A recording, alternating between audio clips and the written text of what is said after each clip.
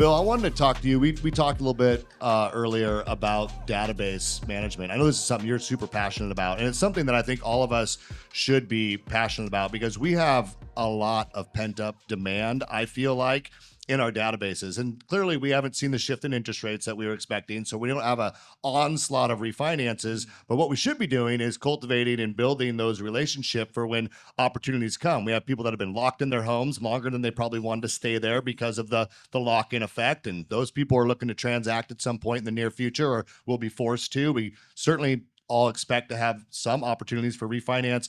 So give me your thoughts around what loan officers should be doing around their database, your thoughts on growing your database. I'd love you to dive into that for us. Yeah, so I've seen so many examples over the years. When I say so many examples, I've seen a few examples of databasing done really well. Some of you may know David Jaffe down in Southern California.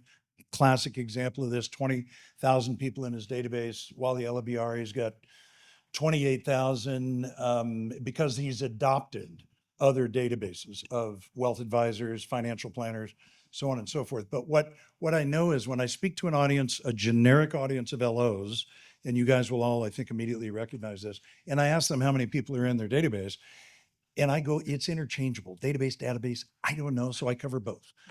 But when I ask them, like, how many people are in your database, I'm going to go with that one, they often will say numbers like 175, 250, and they're saying it in sincerity because they look at those are the past borrowers, right? That's my database.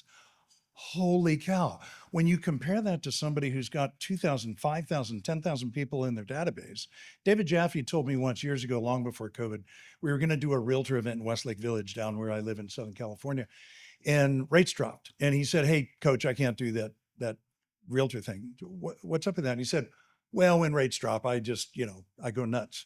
So he kind of didn't care about the realtor relationships. Like it didn't matter to him. His database made him market proof.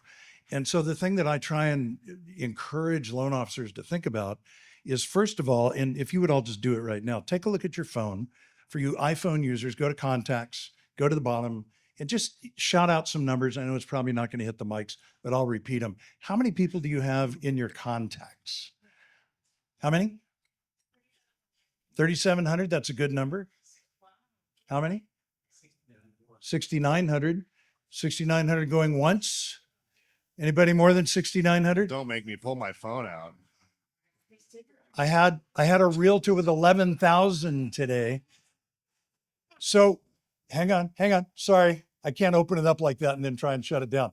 So here's the message. The message is, I realize they're not all necessarily prospects or people you'd even want to do business with. But my question is, how many of those people have heard from you in the last 30 days? And you're all leaders in here, right?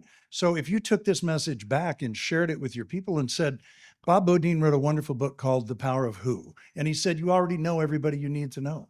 It's a brilliant philosophy. Let's quit buying leads, looking for lead gen solutions, like go deep, everything Richard talks about, and start to follow him, by the way, on social. Everything he talks about is applicable to your business.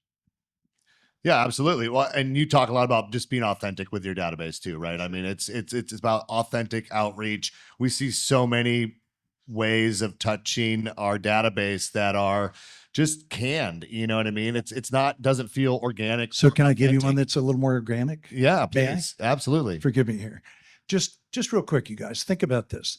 My best man at my wedding 35 years ago used to use this expression, and it's brilliant. You walked across my mind. How cool is that? Not, hey, I'm hooked up to Slide Dial and I'm going to call 750 people this week. Like, you know what I mean? Like, you walked across my mind. You're already teeing up a very different conversation. Does that make sense? And now you say, hey, it's been a while since we've spoken. As you know, I'm in the real estate business. If you're in the mortgage business, you're in the real estate business. It's been a pretty crazy market. And my question is always, how are you guys doing? Now, the implication is you're in the real estate business, but you really want to know how they're doing. You open up that kind of conversation, just like you would advise, I believe. What Richard talks about is creating market leaders that have what I call gravitational pull, right? We need to do that same thing in this business. The bridge is just super narrow. Yeah.